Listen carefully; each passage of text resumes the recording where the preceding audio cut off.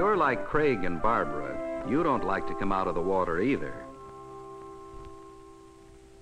But the wind blows and the goose pimples start. Finally, you admit that you're cold. I suppose that's one of the troubles in being a human being. You can't grow a nice warm coat to keep you warm. You do have warm clothes, though, even if some people forget sometimes to take care of them. Do you know what it is about clothes that keeps you warm? Is clothing itself warm? Of course not. A sweater only feels warm after you've warmed up inside it. There is something about clothing that keeps the warmth of your body in. Of course, on a hot day, especially when you're playing hard, you have no trouble staying warm. Then you wear clothing that lets the heat of your body out. Let's look at some cloth to see if we can find what there is about it that keeps heat in or lets it out. Barbara is using a pin to explore the threads in her sweater. Each thread is made of many hairs called fibers. If the fibers are fluffy like these, air is trapped among them. When you're surrounded by the trapped air in a sweater, it keeps you warm because air doesn't let heat pass through easily.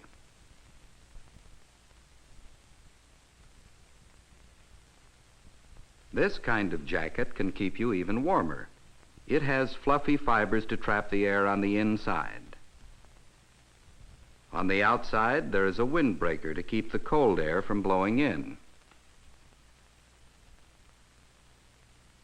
The threads in Craig's shirt are made of fibers, too, but these fibers are smooth.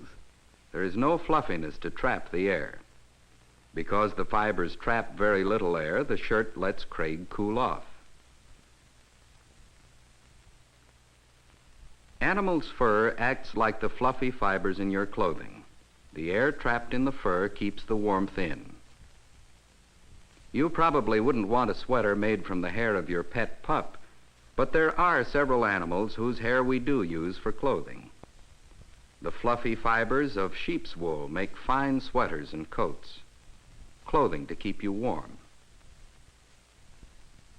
The wool from this one haircut may be enough to make 10 children's overcoats.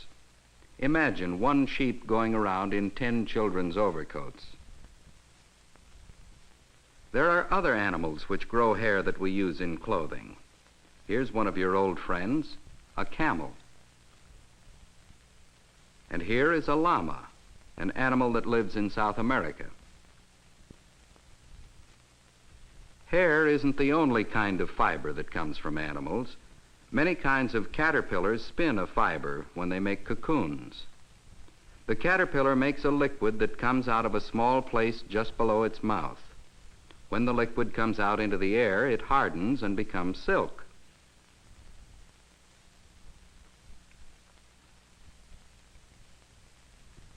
Thousands of years ago in China, the people learned that these fibers could be unwound from the cocoons, spun together, and made into beautiful silk thread.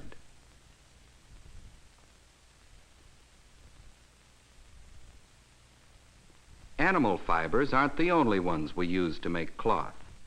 Did you know that most of the plants you see every day also have fibers? Of course, not many have fibers that are strong enough to be made into thread. But long, long ago, people found that fibers could be used from this plant, which is called flax. Flax fibers are woven into linen cloth after they're twisted into thread. Another kind of plant fiber comes from this seed pod. When the pod is ripe, it pops open. Something comes out that looks very much like cotton, and for a very good reason. It is cotton. You can see how these fibers might be twisted together to make a thread. From these fibers, we can make thick threads and thin threads, fine cloth for dress-up dresses, Heavy cloth so strong that it takes several weeks before holes appear in blue jeans. You know that we can get fibers for cloth from plants and from animals. Do you know of anything else from which we can make fibers? How about beans? Do you think we can make fibers from salt? From coal? Or from straw? Or from milk? What do you guess? Yes or no? If you guessed that the answer is yes, you are right. Scientists studied fibers made by insects like the caterpillar. Thought that they might be able to make a chemical that becomes a fiber, too. They learned to make chemicals from many things. Here are chemicals that are being made into fibers as they're squirted through tiny holes.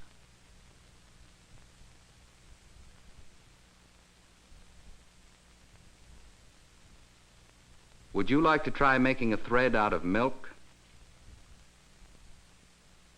Fill an eyedropper with milk and squirt it slowly into some vinegar. You'd hardly want to sew a button on with this thread, but it will give you an idea of how scientists have learned to make fibers.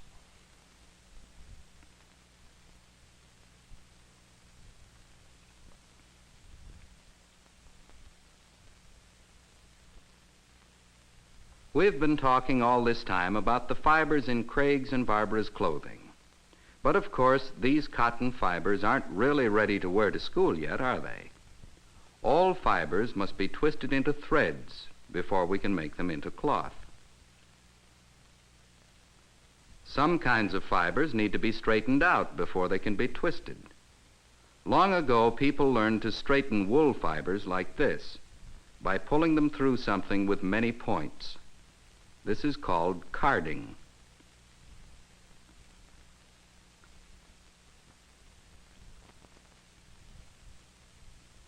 Then the person attached the fibers to a small weight. By pulling the fibers out little by little and spinning the weight, she could twist the fibers into a thread. How long do you think it would take to spin enough thread this way to make just one sweater? One day, someone thought of using a wheel to twist the fibers instead of spinning a weight by hand. This is the way it was done by our Pilgrim mothers.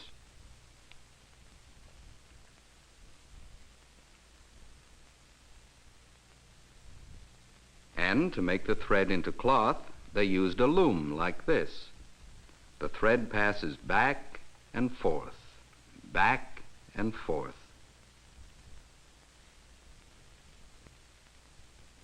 The Pilgrim child who got a new coat that his mother made this way really took care of it.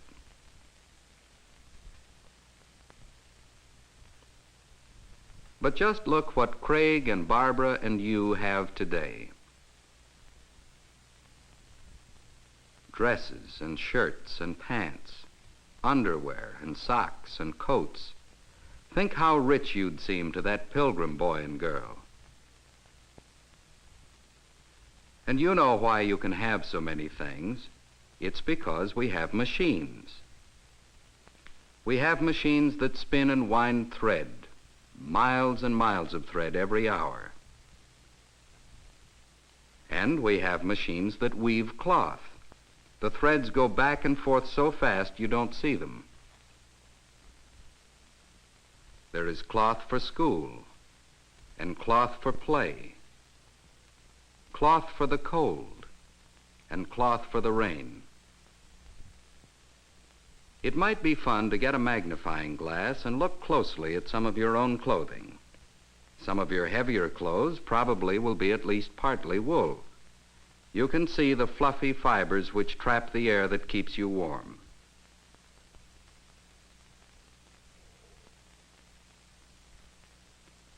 Many of your clothes will be made of smooth plant fibers, probably cotton. Try to pick out the new kinds of fibers that scientists have made, things like nylon and rayon. You and Craig and Barbara will all have a better idea of why you wear the clothes you do. You can find out why some clothes let the heat of your body out on a warm summer day at the beach. You can find out why a wool sweater will feel good later when you get cold. And it might even help some children to remember to take care of their clothes. Wouldn't that be a surprise?